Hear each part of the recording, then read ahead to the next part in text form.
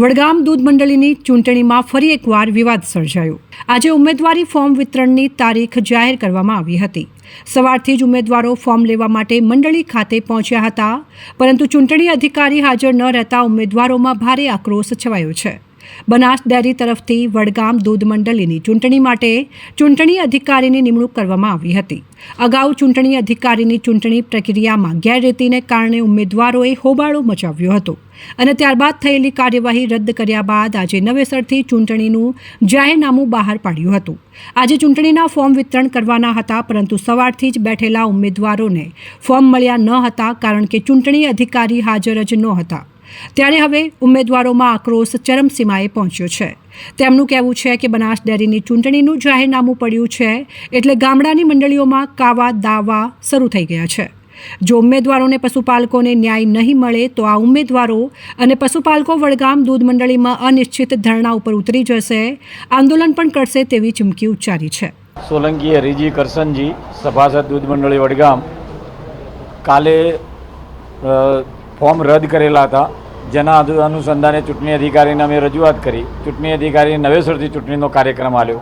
આજે ફોર્મ લેવાનો સમય હતો, અમે સવારથી બેઠા છીએ। ચૂંટણી અધિકારી કે મદદથી ચૂંટણી અધિકારી કોઈ હાજર છે જ નહીં, એટલે અમે સવારથી બેઠા છીએ અને હોજ 5 વાગ્યા સુધી બેહવાના। 5 વાગ્યે અમે ફોર્મ નહીં મળે તો ગોધીને ચિંધ્યા માર્ગે અમે આંદોલન કરવાના છીએ। મારું નામ ચૌધરી અલ્પેશ કુમાર નાથુભાઈ છે। હું વડગામ દૂધ ઉત્પાદક મંડળીમાં મંત્રી તરીકે ફરજ બજાવું છું। કાલે 15 તારીખના ફોર્મ ચકાસણી હતી સામાન્ય ચૂંટણીની। તેમાં મોટાભાગના ઉમેદવારોના ફોર્મ રદ થયા હતા, જેની વિનંતીને અનુસંધાને મુખ્ય ચૂંટણી અધિકારીએ તેમને નવો પ્રોગ્રામ જાહેર કરીને નવી ડેટો બધી આપી હતી, 19, 20, 22 અને 29 તારીખ।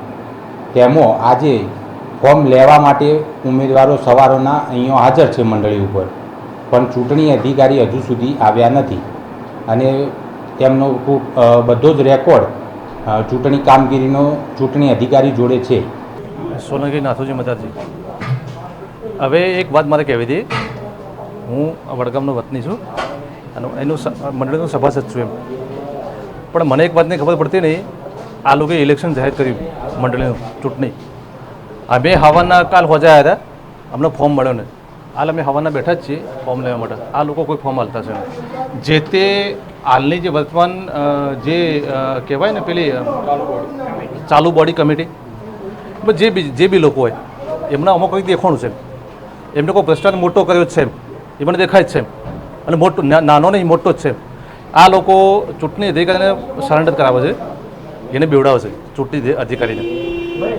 જે તે ચેરમેન છે કે બનો કે જે તે હાલના જે હાલ મંત્રી છે કે વાઇસ મંત્રી જે છે, અમુક કરવાનું શું થાય? આ બધા ચોર લોકો જ છે, મને ચોરીઓ કરી જ છે ભાઈ। તમારી માગણી શું?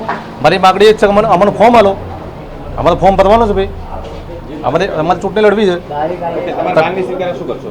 હા, ગોધી ચિતા માર્ગે મેં હેડશું। આ લોકો પોલીસની બી કાલ હોજ બી હોય, આ લોકો પોલીસ બોલાવી હતી બેવડાવવા માટે। વડગામ દૂધ મંડળીના મંત્રીનું કહેવું છે કે આજે કોઈ ફોર્મ વિતરણ માટે ઉમેદવારો તો આવ્યા છે, પરંતુ ચૂંટણી અધિકારી વડગામ દૂધ મંડળીની ચૂંટણીનું મહત્વપૂર્ણ રેકોર્ડ લઈને જતા રહ્યા છે, જેના કારણે મંડળીની ચૂંટણી પ્રક્રિયા અટકી પડી છે અને ઉમેદવારો અને પશુપાલકોમાં રોષ વ્યાપ્યો છે। ઉમેદવારોએ ચીમકી ઉચ્ચારી છે કે જો તાત્કાલિક કાર્યવાહી નહીં થાય તો આજ સાંજથી જ મંડળી ખાતે ધરણા શરૂ કરવામાં આવશે। બનાસ ડેરીની ચૂંટણીનું જાહેરનામું બહાર પડતા જ ગામડાની દૂધ મંડળીઓમાં રાજકીય કાવાદાવા પણ તેજ થયા છે।